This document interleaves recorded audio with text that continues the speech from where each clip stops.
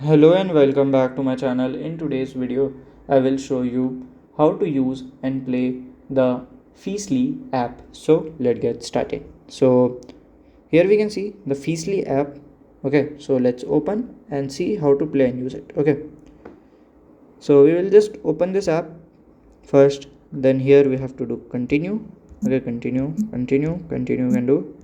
So basically this app is basically for the ASMR people, those who are interested in ASMR. Okay, you can like listen your like the water drops and other things, your nature, and you can just like do the things that you can do from here. Okay, just listen the song. Basically this app specify you to listen some specific sound like a keyboard sound or many other things. So by this way you can just use, and if you have any question you can let me know in my comment section.